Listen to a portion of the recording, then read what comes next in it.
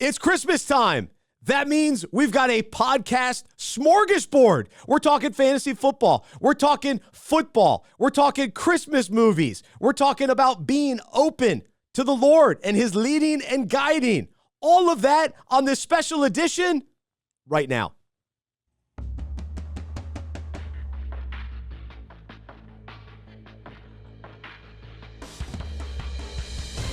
Welcome to the mega podcast, the Unpacking It Fantasy Football Fellowship Combined podcast. It's the Christmas special. We're in the Unpacking It Ministry studio one final time before we move into our new studio down the street that somebody donated for free. We're very thankful for that. But we do it every year. We talk Christmas on this podcast. And this year I am joined by Trip Smith. He is a pastor at Hope Community Church. So we are talking Christmas movies. We will talk about being open. We're going to talk Christmas cards. We're going to have a blast here today. We're going to talk some fantasy football. So for those of you that are used to listening to the Fantasy Football Fellowship podcast, we've got you covered. For those of you that listen to the Unpacking It podcast, we've got you covered. Hopefully you listen to both. And so we're right there for you. And then for those of you that have been listening to the Christmas special for many years, shout out to Steve. I talked to him this week. He was reminding me of the podcast we used to do many, many years ago when we used to be at a tree lot. So we would do the show from a tree lot. I was in this little tiny like Christmas tree chapel one time. So we're not doing that, but the festive Christmas excitement, the spirit of Christmas is here because guess what? The spirit of Christmas is the Holy Spirit. The Holy Spirit is alive in us, and that's why Christmas is so awesome because it is about Jesus, and so we will make it about Jesus on this podcast, even as we goof around. But I'm a believer in the movies, the music. If we look for where Jesus is and we can be encouraged, no matter what it is, I think, well, not whatever it is, but there are many things this time of year that we can find him in the midst of it all. And so if we listen and if we're open. And so we'll talk more about that in just a little bit. I do want to give a shout out to our sponsor, Upward Sports, upward.org/unpack to find out more information about Upward Sports, but they've been a great partner of ours this year. And so encourage you to consider starting a sports ministry at your church, in your community, and they want to help you. They want to come alongside of you, and they've got custom packages regardless of your size and kind of setup. And a lot of different sports they offer, from cheerleading to football, flag football, to basketball to soccer. They've got you covered. So check out upward.org/unpack. And Upward Sports is the world's largest Christian youth sports organization dedicated to partnering with local churches to use sports outreach to reach the community. So thanks to Upward Sports. Thanks to Aaron, our producer. He's here today. Shout out to Luke Heaton. I did the Christmas episode with him the last couple of years. But today, I am joined by Trip Smith, wearing his red shirt, looking good. We got gingerbread men on there. Oh, they're like Spider-Men. Okay. All right. Let's say hello to Trip. Trip, how you doing? Merry Christmas. Dude, I'm super excited to be a part of this, man. I've just loved being with you all football season long for the Fantasy Football Fellowship podcast. Love getting to be just connected with Unpacking It Ministries, and it is an honor for me to be on this episode specifically. I love the Christmas season. I love to talk movies and music and all the other stuff. I'm wearing this shirt because, you told me it would be appropriate to wear something. I've gotten rid of a lot of my sort of Christmas sweaters and T-shirts in recent years. Well, I guess the generous interpretation would just be sort of seeking minimalism in my closet. Probably the more honest answer would be that I've gained quite a bit of weight over the last few years, and so too many Christmas cookies. I need to restock my. So this is the gingerbread cookies themed after the various Avengers characters. So very cool. Saw this in the store, thought it was quite ridiculous, and I said that's perfect for me. I love movies, love cookies, love the Avengers, love Christmas. So it's a lot of my favorite things coming together on this shirt here, man. That's a win. Well, first off, I absolutely love Christmas. I am a Christmas guy. Thanksgiving's cool and 4th of July is fun and all that, but I embrace the full season of Christmas. Day of Christmas, it's good. It's a fun day. I love it. But I love the weeks leading up, the days leading up. I'm also kind of funny. Like once the 26th hits, then I'm over it, and I can't wait for next year. Then I can't wait for next year. I may slide in like one Christmas movie that week after if I missed out or hadn't finished a movie or something. But other than that, I'm kind of ready to, because I go so hard. I go all in. When do you start Christmas? What's the earliest that it can appropriately begin? This was the earliest I can remember, which was before Thanksgiving.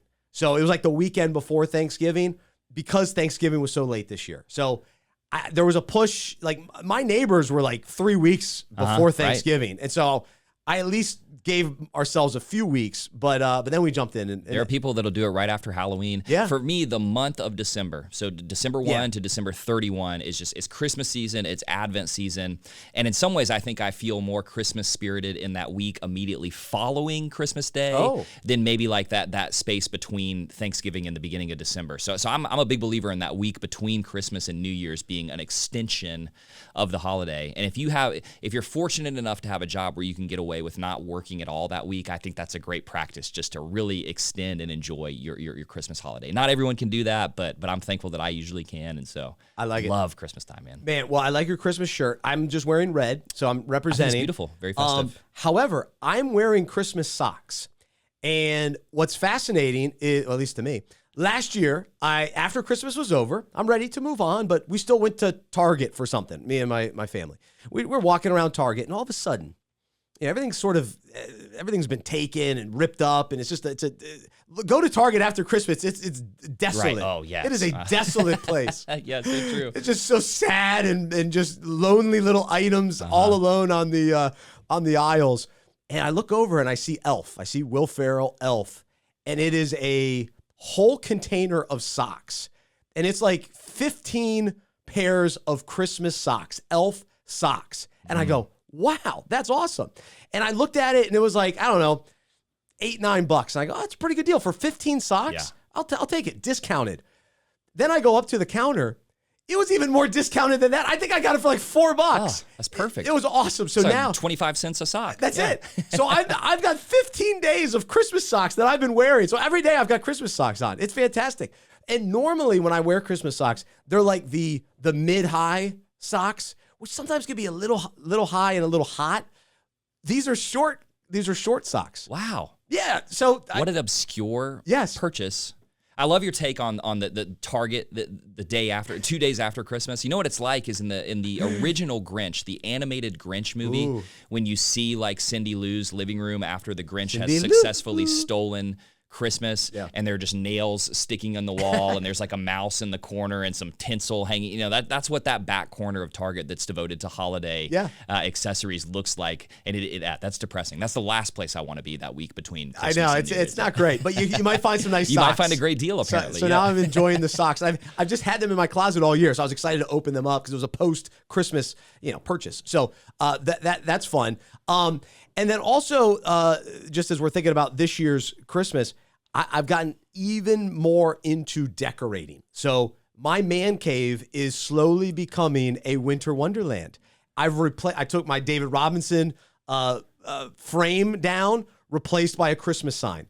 I took down my collection of old-fashioned radio microphones, took those down, replaced it with little Christmas trees. So I'm going all in. So when I say I'm all in, I am all in socks from head to toe. When you say that's happening, like if I were to visit in July of 2025, would the Christmas apparel, like you're just doing that more and more every December, or the room itself is slowly transitioning to a little haven of Christmas all year round? That's a fair question, but an outrageous thought. No, just for you want to do that. Just some for people Christmas. would do that. Some people would do that, man. A little Christmas escape in the middle of August, right? Well, the people that leave their Christmas lights on all year long, right? Yeah, or at least up. So that in some ways it's nice because it is a hassle. This year I added it to a tree and had a heck of a time. So I understand the purpose behind it, but anyway. So you're not one of those. Yeah, okay, just for December. Yeah, I think that I love that. I love that, man. So anyway, that's exciting. But as we begin this show, this is Trip's debut episode here on the Christmas edition of this podcast. I always like to share kind of my favorite Christmas movies. And so I'm going to run through my list. I've shared these over the years, and then we'll hear from Trip. My favorite Christmas movie of all time is Tim Allen's Santa Claus. So I love the first one, and I think it's fantastic. I like the second one. I like the third one. And so the trilogy is my absolute favorite. I like watching. I'm fine watching it before Christmas, but it's always fun. Like Christmas Night is one of my go-to movies. And then ever since I got married to Jody, we've done the Polar Express on Christmas Eve. So the Polar Express is now in my top 5. I'd probably put that at 5.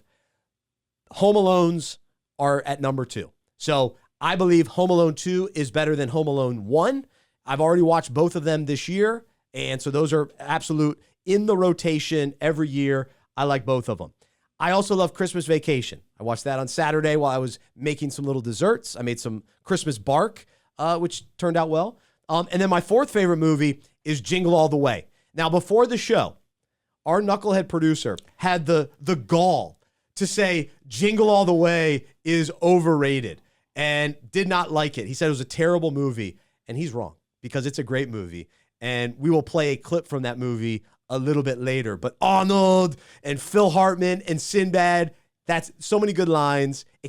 I like movies that capture Christmas, that really, the shenanigans of Christmas, especially if it's a movie. Now, we're talking from a spiritual standpoint, that's a different story. But capturing the culture, the shenanigans, Turbo Man, I think it's funny. So anyway, those are my 5. Any reaction to that 5? I think it's a great list. Yeah, love the Santa Clauses, love the Home Alones. They almost cracked my top 5. I think y'all's take that 2, you and producer Aaron agreed that number 2 is better than the first Home Alone.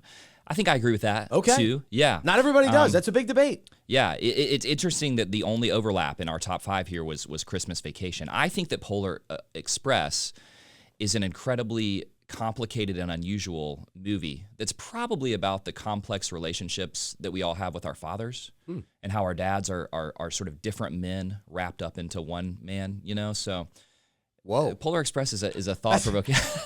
I'm being sort of tongue in cheek. My wife and my boys love to watch Polar Express every year. I think my honest take is that that's not a great movie.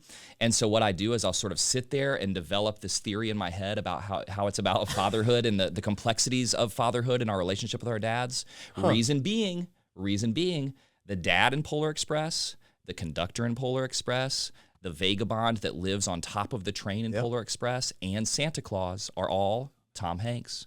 And they all represent the different personalities of our father that are rolled together into one man. Where did you come up with this? That we have to learn to relate. I just sit there and think about it. As a movie critic, I sit there and think. Wow, we've all got efficient dad. He keeps the trains running on time. He gets us to church on time. He gets us to the appointments on time. I'm not that guy, but that sounds like a great dad. My dad would do that. We've got Santa Claus dad, that compassionate kind of that arguably doting father who gives us everything that we want, and they're all rolled into that one man who we live with at home. All of them ideally played by Tom Hanks. We are that dad. Yeah, we are that dad. Yeah. You'll never watch it the same after that theory, and I hope many people will go back and revisit. That's my personal pet theory on what Polar Express is actually about. My boys love the book too. The book is very simple. Yes. And the movie is very complex. It just happened to come out at the beginning of the computer animation age, and so I think there are portions of it that are quite terrifying. So some of the faces are a little scary. But yeah, Polar Express is a fun watch, I think. Yeah, I like it. That's fascinating. So that's good insight. So now I'll watch it with different eyes. I want some of our listeners to check me on this and report back to tell me what they think about that take on Polar Express. But that's funny. Yeah, right, only one overlap. So you got 4 other ones. So give me your other 4. So easy number 1 for me is It's a Wonderful Life. I have many Christmas movies that I love, and I have many Christmas songs that I love. But there's an easy number 1 in both of those categories for me. And my number 1 movie is It's a Wonderful Life. Now, I had seen this movie when I was too young to appreciate it. And then when I got married, my wife kind of turned me back onto it. And now that's the movie that we watch every Christmas Eve. And I just think that it is a beautiful, near perfect movie. I love so much about it. What I've noticed as I've suggested this movie to people as an adult is that there is no sort of middling opinion on this movie. People either love it or hate it. And so there are a lot of people that are out there in the hate it camp, and I just want to say I totally respect those people. I get it. But for me, this is easy number 1. I love It's a Wonderful Life. I love it. I watched it last year on Christmas night, and by myself. Jody was cleaning up and putting, Christmas stuff away. I probably should have been helping her, but I was watching It's a Wonderful Life I like it. I just don't think I can commit to it every year. I think that's the problem with it. It's a movie of a bygone era. It's not actually that long, but it is slow. Long, It's slow, you know. And you watch a lot of those black and white movies from like the 40s, and you know they were willing to prolong a scene that in modern movies would only be 10 seconds long. They were willing to turn that into a 2-minute scene, you know? So it's a long movie. I wouldn't say it's an easy watch, but for me, it's like a fine, just like a glass of wine, just to be enjoyed slowly. If you're sitting by yourself on Christmas night, that's not a terrible way to enjoy it. Number 2 for me is A Christmas Story. I love A Christmas Story, and to be serious about what I think that movie, I think it's a movie that about how we're kind of nostalgic for even the imperfect moments of our childhood. You know, it's this dysfunctional family. They can't even get Christmas dinner right. These kids are navigating the perils of like bullying at their elementary school. You know, double dog daring their friends to stick their tongue to the flagpole. I think that's a great movie. That was the one we watched in my family a lot growing up. My wife doesn't agree with me. She doesn't like that movie, so I end up watching that one on my own. All right, I don't like that one. Yeah. I never got into it. It didn't click as a kid. I don't even know if my parents allowed us to watch it. It was just one of those that did not make the cut, and so I don't have the nostalgia with it. Oh man! So I can't. If I have you see watched it on recently, man? I just can't get into it. When the boy gets in a fight at school, and the mom doesn't out him to his dad, he's afraid of his dad's discipline, and the mom doesn't. She's on his side and protects him.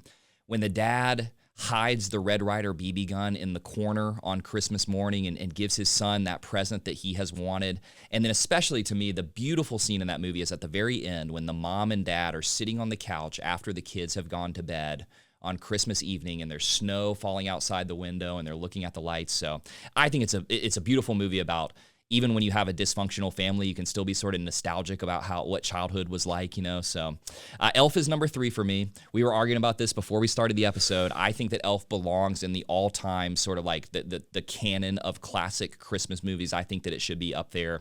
Obviously, I've got it at number 3. I think it should be in the top 3.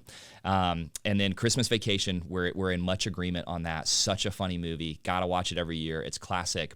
And then this is opening a can of worms. But I think that Die Hard is a Christmas movie, and I think I love Die Hard. Especially, I love Bruce Willis, love kind of all the action that he's ever done, especially now that he's kind of at a stage of his life where he's dealing with dementia and cognitive decline. Just to go back and watch Bruce Willis in his prime just own some terrorists, you know, in the LA skyscraper where he saves everybody. But all right, so couple thoughts here. I've never seen Die Hard. Haven't seen it. Man. I've always thought, and I hate to say this now because it's what he's going through, I thought of Bruce Willis as a fake tough guy. Oh. Like, I don't buy it. I don't buy him as like The Rock is a tough guy. I buy it. You take The Rock and Arnold. Yeah. It sounds like you're just impressed by big muscles. Yeah. Right? Yeah. A real tough guy is just an LA cop who's down on his luck, got a little bit of a beer belly, and he's just going to go in there and run across some glass barefoot to save everyone from the terrorists, man. I can't disagree with you on, or I can't agree with you on that take. Okay. Yeah, all right. So I love Bruce Willis. I've had that take for a while. But I will submit to you, or I will say this. I'll watch it this year. I've never seen it, so I'll watch it. I'll give it a try. But I will say, so I don't know, I can't, and this will lead into our next segment.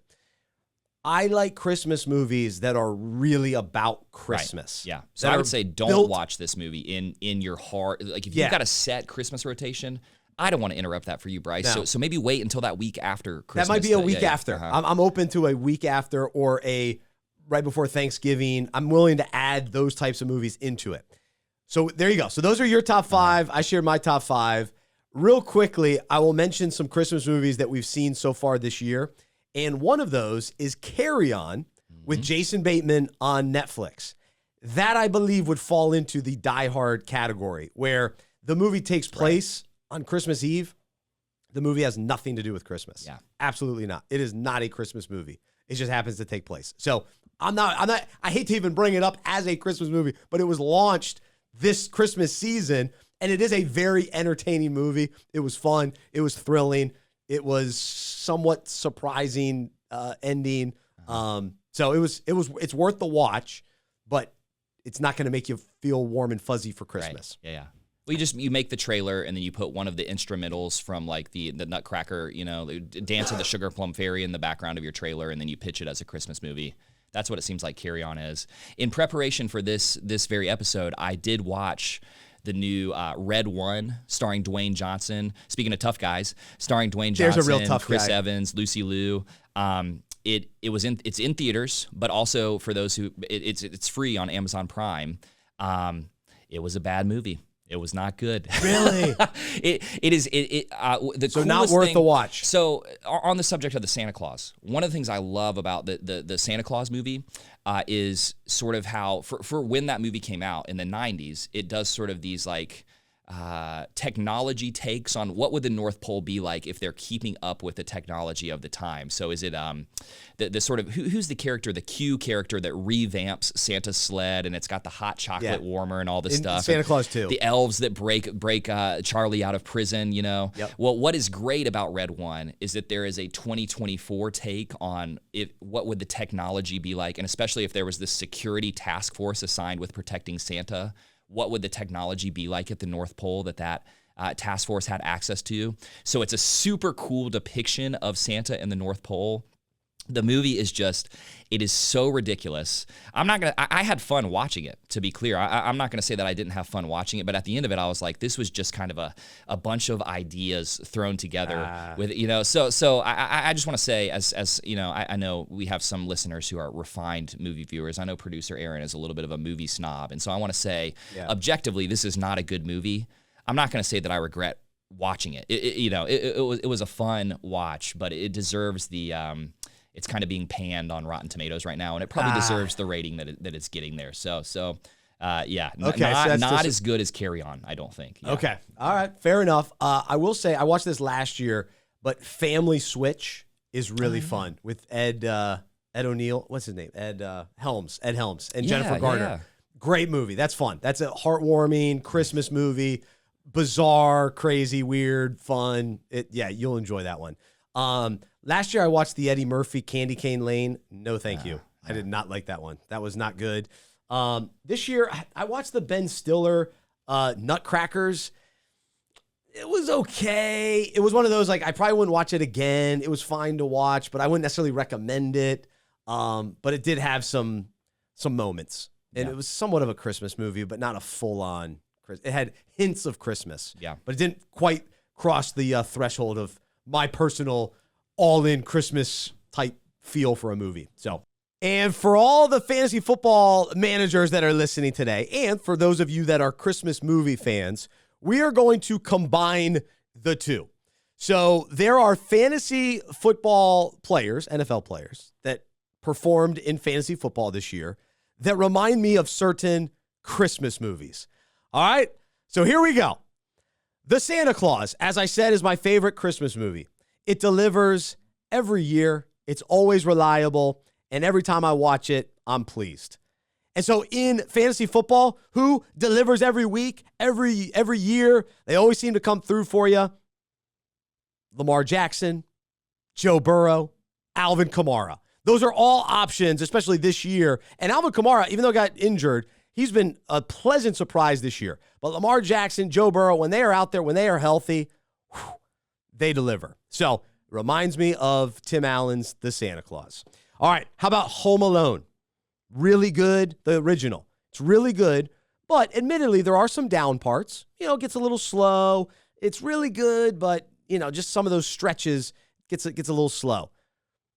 Travis Kelce comes to mind. Travis Kelce, great season, but there were some down weeks, a little slow. He's getting a little slower out there. And then how about A.J. Brown? A.J. Brown, when he's out there, he's awesome, but a couple off weeks, some injuries. DJ Moore has kind of been that way this year.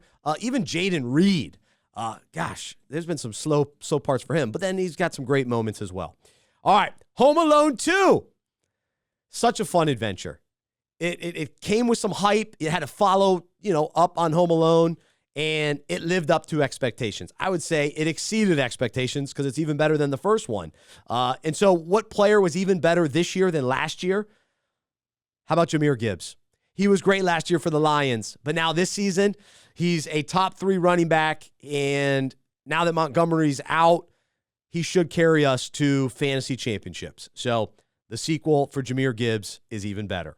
All right, how about the most underrated Christmas movies? I would put Christmas with the Cranks in there, and I'll Be Home for Christmas with JTT. And so who are the most underrated fantasy players this year? At least coming into the season, Chase Brown and James Conner. And those guys are lighting it up and having tremendous fantasy seasons and should be league winners. All right. We both love Christmas Vacation. Always funny, always reliable, and it comes through for you. Josh Allen. Josh Allen has to be that guy. So he's the Christmas Vacation, similar to the Santa Claus. But Christmas Vacation, since that's the one that landed on both Trip and both of our favorite top 5 lists, we'll put Christmas Vacation there. All right, so Jingle All the Way. I love it. It's funny, but it's also really stressful. It's stressful yet enjoyable. It's a roller coaster ride. And so who's that player this year that's just a little stressful? James Cook. I mentioned it on the Fantasy Football Fellowship podcast, but he's awesome. But then there are certain times where it's like, oh no, Josh Allen comes in, vultures a touchdown, Ray Davis, Ty Johnson, all these guys are being involved. And so you start getting nervous, you get stressed out when they pull James Cook off the field. And so that's kind of the ride that we go through with Jingle All the Way. And then lastly, the Grinch. Who stole Christmas? Well, who stole your fantasy season? For me, it was Kenneth Walker and Deontay Johnson. Those two stole my Christmas. Stole my Christmas. They ruined my Christmas because 2 of my fantasy leagues that had Kenneth Walker, those are the 2 that lost. I got 3 teams in the playoffs, in the Final Four. The 2 with Kenneth Walker, they're done. He's the one common denominator. He stole my fantasy season. So there you go. Oh, last one, bonus one. All right, Elf. You think it's absurd. You're like, come on, this is a ridiculous movie. It's not going to be good. It's too silly. But then it totally surprises you. It's heartwarming. It's hilarious. It's a fun movie. And you know who that was this year? Came into the season. It's like, give me a break. Jerry Jeudy with the Browns. Come on, forget about it. He's been a top 10 wide receiver for most of this year. Averages 14.5 per week. So Jerry Jeudy is the elf in fantasy football. So there you go. Those are fantasy players compared to Christmas movies. We could talk movies all day, and we will get back to, we're going to play 5 of our favorite underrated movie clips. It'll be quick. It'll be fun. Aaron produced some of these clips for us, so we'll do that in just a little bit. But even though we're goofing around, talking Christmas, talking Christmas movies, I always like to at least give us something to think about from a spiritual standpoint. And we'll tie in a little sports to this too. But as we know in football, what is the goal of the wide receiver? To be open. The simplicity of their role is get open, be open, and find the space, and then the quarterback can get you the ball. And so this year, who were the stud wide receivers? We saw Jamar Chase this season, Justin Jefferson, CeeDee Lamb finally kind of started coming on lately. These guys understand what it means to be open. And with that in mind, as we think about Christmas, and I actually wrote this on my Christmas card this year, so many elements of the Christmas season is about being open. We open Christmas gifts. I love to open the oven for some nice, fresh, warm cookies, or maybe you make some other little Christmas dinner. You open it up, and so you open Christmas cards, which I think is a lot of fun. You open them up, and ooh, all right, who do we get in the mail today? So it's all fun. We open these different things throughout the season. We open our homes to family and friends. But here's the encouragement for us in a very simple, yet if we do this, I think it could be a powerful experience for us. Let's be open this Christmas season. Let's be open to God's voice, his leading, his guiding. Let's be open to maybe something that he's stirring in our hearts for next year, changes that we need to make. We finally get to maybe slow down right after Christmas. And I know that's for me, where I seek him and seek him for direction and kind of what's going on. What do I need to adjust for next year, and be open to those changes. And let's be open to being there for friends and family that need us this time of year. Let's open our eyes to see, around us, to see what people are going through. Let's be open to seeing God's goodness, his faithfulness. Let's be open to looking back at this year and reflecting and evaluate sort of with open eyes, with open heart. And then also just having an open heart. Like, let's not let Christmas become so cliche, or we just go through the motions, or I've heard the Christmas story. Let's be open to hearing it with fresh eyes, fresh ears again, and an open heart, open eyes, open heart. And when we hear the story, let's walk into our Christmas Eve service or Christmas Day service with open hearts. God, what do you have for me today? And so we get so focused on opening presents and opening the oven and everything else. But what if we just paused and were intentional about being open-hearted, open-minded, open eyes, and then also open hands.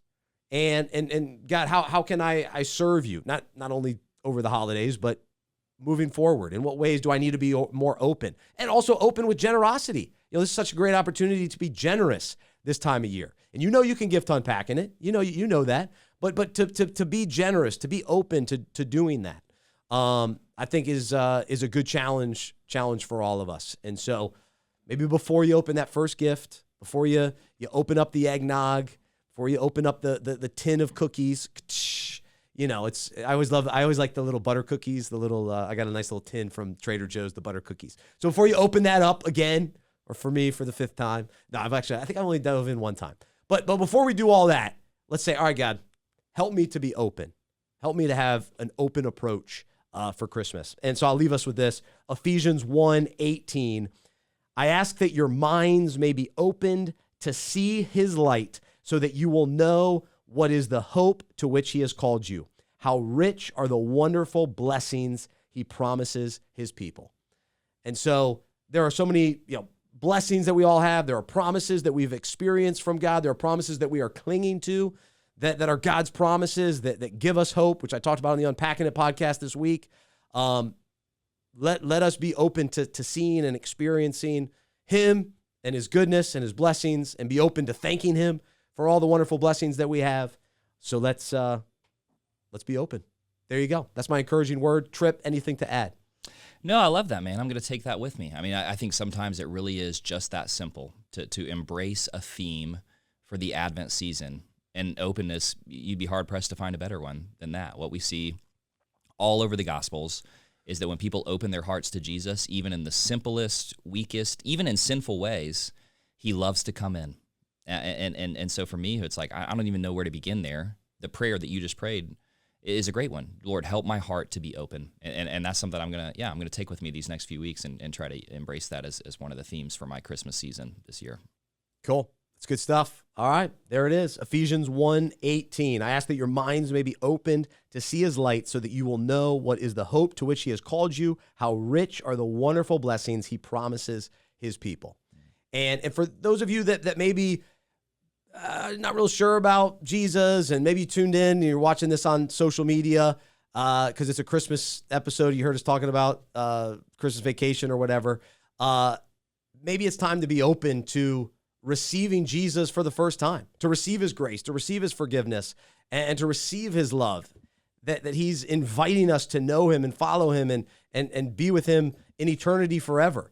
So this is the time to be open to that wonderful gift that Jesus came to earth, he died on the cross, he rose again, and he did it for us. And so now we've got to be open-hearted to receive him. So I hope that may be the case for you this Christmas season. Let this be the time where you finally open yourself up to the Lord, maybe for the first time.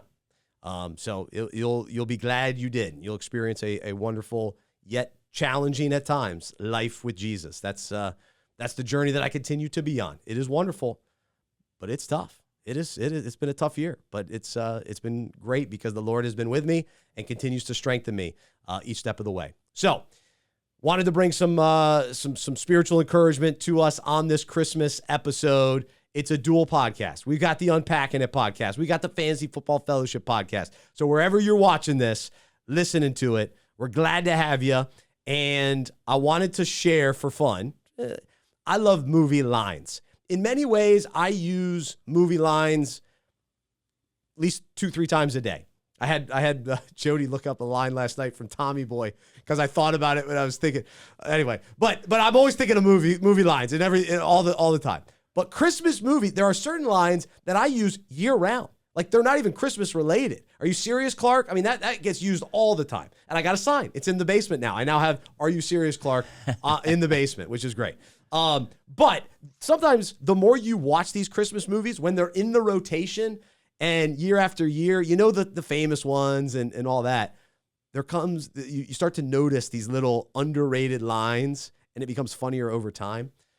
And that's what we're going to share today. So I watched Home Alone 2, and we will begin there because these two lines are two of my favorites. So if Aaron can pull it up, we will play these two clips from Home Alone. Here's the first one. Wouldn't want to spoil your fun, Mr. Cheapskate. I wouldn't want to spoil your fun, Mr. Cheapskate. It's great. Uncle Frank.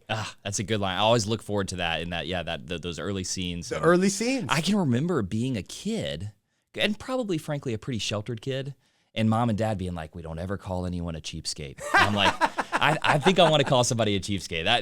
That line always gets me, man. So yeah, I can remember that one being off limits when I was probably a little kid. That's funny. Yeah. But dude, both of the the opening scenes of both Home Alone 1 and 2 are a little rough around the edges, and I kind of like them for that reason. You know, it's a family that loves each other and is at each other's throats. And when he calls Uncle Frank a cheapskate, that's comedy gold. Yeah, perfectly delivered by Macaulay there. Yeah, always. All right. So speaking of Uncle Frank, here's another great line from him.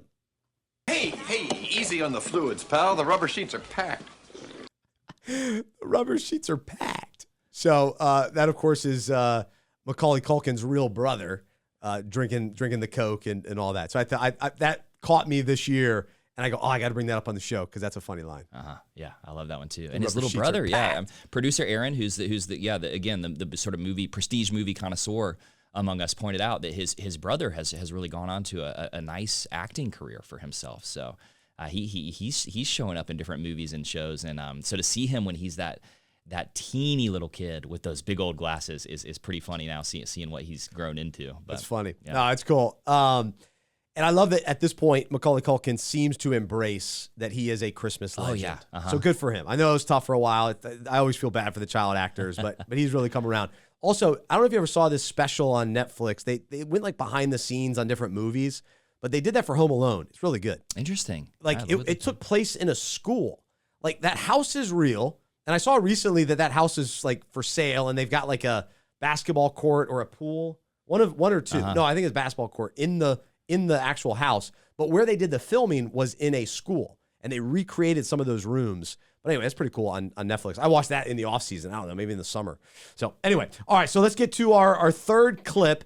This is from Turbo Man, Jingle All the Way. Arnold Schwarzenegger, when he calls home, he's frantically looking for the Turbo Man, and the neighbor Phil Hartman is over at his house, and this is what he tells him. Put that cookie down now! Put that cookie down now! That's a good Arnold. It is. That's a good Arnold. A good line. It's a great line and a good Arnold impersonation. That to me, that line is like the sort of Christmas, like the spiritual sort of sibling to Get to the Choppa. You know, it's like it's hard for Arnold to deliver a line like that without it becoming iconic. You know, so yeah, I love that one. Put the cookie down now. All right, so those are my three. So Trip, why don't you set up? You picked two. So you can share these. Yeah, I'll set this one up. I mean, one of the reasons I think Elf is such a perfect movie is because somehow Will Ferrell manages to play that character in such a childlike, non-cynical, like he's funny and it's kind of self-deprecating, but it's not cynical. And so there are all of these little golden nuggets of lines in that movie. And my personal favorite that I look forward to every Christmas is when his dad, played by Bob Newhart, is trying to... Bob Newhart? Bob Hope? Oh, gosh. Bob Newhart. Yeah, Bob Newhart is teaching him how to work on Santa's sled, and he says, look how there's just not any Christmas spirit anymore, to which Will Ferrell responds. That's shocking. And the look on his face in that, his face is so funny. Play it again. That's shocking. That's shocking. It's so perfect. I look forward to it every year. I make my children and my wife quiet down. They don't appreciate it nearly as much as I do. It's such a silly little two word line, but I love his delivery of that line. That's what it's about. It's about the random little lines. One of my favorites, I think I shared it on a previous episode, but in Home Alone at the end, the dad goes, "What a funny guy. What a funny guy." Mm-hmm. Great line. Yeah, So I use that is a good one. I use Yeah. that one. That's a good what one. a funny guy. Yeah. So you got to look for him. That's the challenge. So let us know what your favorite underrated Christmas movie lines are. Love to hear from them. So leave your comments. Wait, I got to give my most obscure one. And give me here. the Yeah. most obscure one. Yeah. So this is from your favorite movie. From It's a Wonderful Life, when George Bailey heads over to marry his future wife's house, he is dejected. He doesn't love how his life has turned out. He's trapped in this little town that he always wanted to get out of, and he comes through the front door of Mary's house just with a totally negative attitude. And by the end of the scene, they have fallen in love and are on their way to getting married. But he drops what I can only assume maybe was like a cutting insult at the time, back in 1946 or whatever this movie was made. I think it's the most random line, and he's making fun of her house, and he says, "Well, see, it still smells like pine needles around here." "See, it still smells like pine needles around here," and it's that great James Stewart accent. I have no idea what it means. Like, why does the house smell like pine needles? I'm assuming the Christmas tree right there, but it's like it's the most random line, and it's the line that I look forward to the most every Christmas season. So keep your eye out for that line, that scene, if you watch It's a Wonderful Life. Wow. All right. See, it still smells like pine needles around here. It's pretty good. That's pretty good. I like it. So those are our 5 of the year. And as we watch the Christmas movies every year, we'll find new random ones, and it's fun. So the one from Santa Claus, does this look like a little weight to you? Yeah, that's a good one. I've been living that one out. That one's relevant for my daughters. Yeah. So they see the jiggle. They see the jiggle. So that's a fun one. But anyway, so there you go. Before we wrap things up, I always try to share a Christmas song that has captured my attention and sometimes my heart. And I've got one for us this year, and it is called, let's see, what is it? All right, so it's from Red Rocks Worship, and the song is "Hope Has Come, Behold Him." And I heard it, I was looking at a Spotify playlist, and it popped up, and I listened to it, and I was like, this is awesome. And I've been listening to it a lot. It's a wonderful worship song, but it incorporates like multiple Christmas like classic hymns. So it's good lyrics, like classic famous lyrics, with also some fresh spin to it. I recommended it to our worship leader.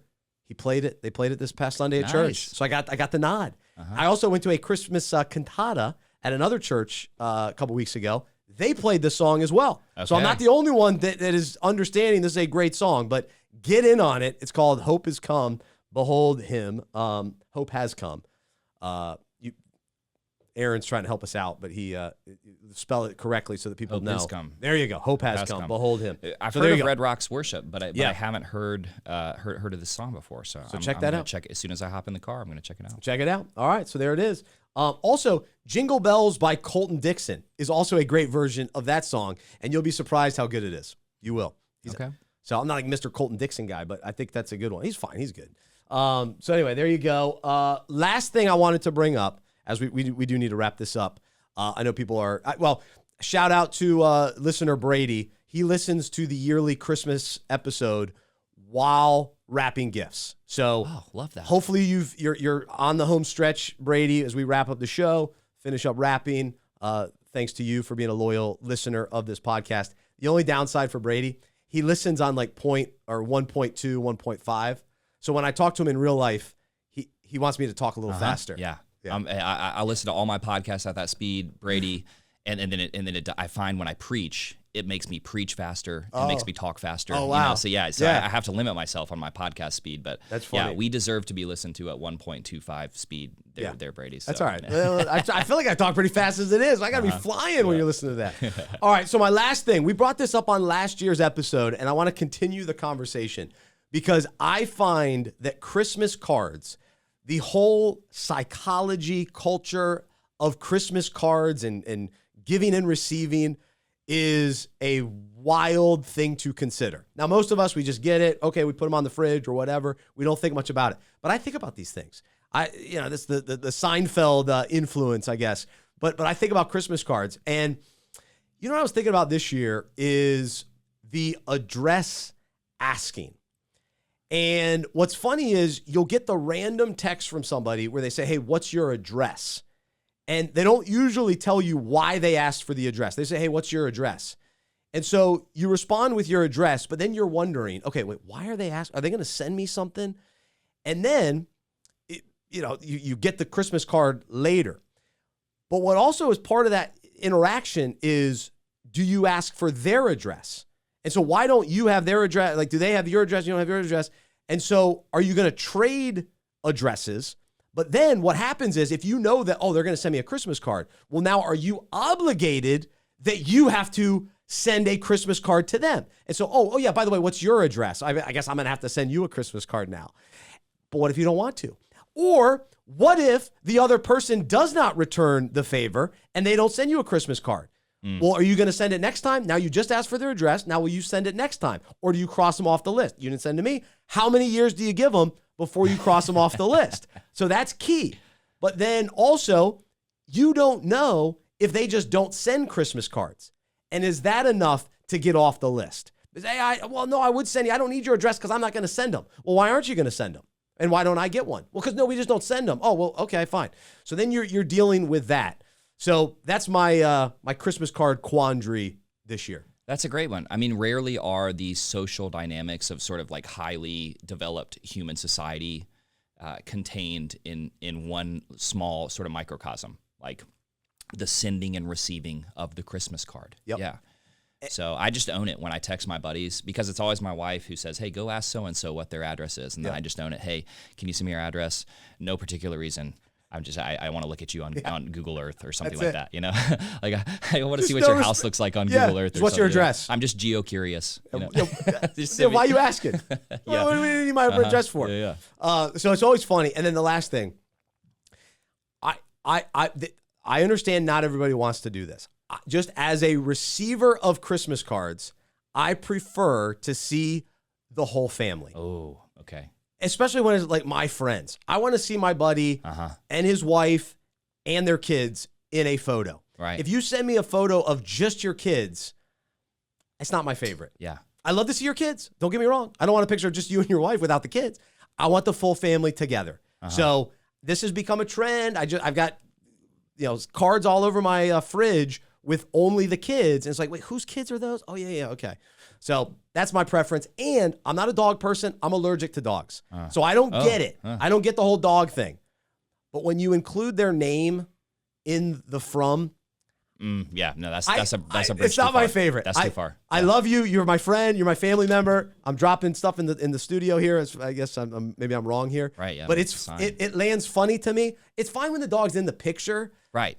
But when it's like from Rosie the dog, age 5, come on now. Come on. Is it really? I'm with you on that. Okay. I'm with you on that. I will say I received your family's Christmas card. You did. It was a beautiful photo. Thank you. I was really impressed. Honestly, Brentley and I, it's like pulling teeth to get our boys to kind of look at the camera at the same time and smile. I will say when I received the kid-only Christmas card, my head immediately goes to mom and dad behind the camera. Dad in like a raggedy white t-shirt with a ketchup stain on, mom is still wearing her pajamas, just like trying to get the kids to look at the camera, so I'm judging those people. That's not the reality, right? We know that that's not the reality, but I'm seeing mom and dad behind the camera. We could just barely get our kids into these clothes. Like we can't be expected to be a part of this process, so Which is understandable. It is understandable. I miss seeing the full family. So, and I go back and forth on if I like the in nature, like whatever's going on in life pictures, or the scheduled professional or more buttoned up pictures. I don't know where I stand on that. We usually send more buttoned up ones, but I think last year we didn't. So I go back and forth on that, but I think you can go either way. Yeah. I think you can go I like either way the on candid. that. The candid. Out in Thank the you. wild. Yeah, I like Thank to see you. out in the wild. Kind of Yeah. what did you do this year? If Yeah. you've got an interesting picture of your kids out somewhere, I want to see that. Yeah. But my wife always schedules the family You got photo the shoot family, every year, okay. so she's in charge at the end of the right. day. She's All in right. charge of the Christmas card, and Yeah. she does a great job. So who am I to get in the way? That's it. I know. Part of it is out of my hands. So I write the back. Okay, there we go. So- you've got a way with words. Yeah, so I would that's exactly what I would expect. And what I wrote on this year's Christmas card is what we talked about today, about being open. So that's my encouragement. That's the theme of my kind of Christmas, I guess, this year. So, Trip, great to have you part of the Christmas episode. This was fun. The Dual Fantasy Football Fellowship Unpacking It podcast. And this is our final episode of 2024. We will be back in 2025 in a new studio, a donated studio we were fired up about. So we've got to move everything. All these bobbleheads will have to be repositioned. So Aaron's going to be spending hours working on that. So we're excited for that. Let's see. Reggie White's in the back here. Maybe we move him to the front. Maybe he It's a needs some little more front stage time. Yeah, so we'll try that in the new studio. But Merry Christmas. Merry Have Christmas. a great time. Hey, before we go, man, I just want to say thank you. I have loved being a part of this with you this season in 2024, getting to be on the podcast with you so many times. And I want to say thank you to our listeners. I know that there are guys out there who are taking small risks every day to pursue other men and other people at their church with the love of Jesus. And maybe they're using the vessel of a fantasy football league or a fantasy football podcast to do that. But it really does matter. It matters in the kingdom. It matters to the Lord. He sees what you're doing, even those small steps of faith and small risks that you're taking. And so thanks for being a part of this podcast with us. And we hope you'll stick with us, and continue to be a part of the ministry, support the ministry if you can. But most of all, keep taking those risks to pursue people with the love of Jesus at Christmas time and all year round. So, and thanks to you, Bryce, for leading us in that. You do a great job of leading us in that, brother. Man, no, it's a privilege and it's fun. And you were a wonderful addition to the podcast this year. Started off as a guest co-host on the Unpacking It podcast. Right. I go, this guy's too good. We got to get him on. We got to get him on. So we got to get him on the fantasy podcast. He accepted and has donated his time and has been just sacrificial to be a part of the Fantasy Football Fellowship podcast. And so you have been awesome, exceeded expectations in a big way. So thanks to Trip Smith. Check him out, Hope Community Church. You can listen to some of his sermons in the off season, and hopefully we can get you back in here for the Unpacking It podcast too. So we'll hear from Trip before too long. Aaron, Merry Christmas to you. Good luck to your Seahawks, and thanks for all your hard work this year. We appreciate you. I love Christmas. I'm also a sports fan who follows Jesus. I believe in the good news that he died on the cross for my sin. He was resurrected, and through faith, I've been saved by his grace. I hope that is true for you as well, and I hope you'll join me as we live life as sports fans and fantasy managers who follow Jesus together. Be open this Christmas. Have a Merry Christmas. We will talk to you in 2025. Thank you for all your support, all your generosity, and for being a loyal listener. It's Unpacking It podcast and the Fantasy Football Fellowship podcast. Talk to you next time.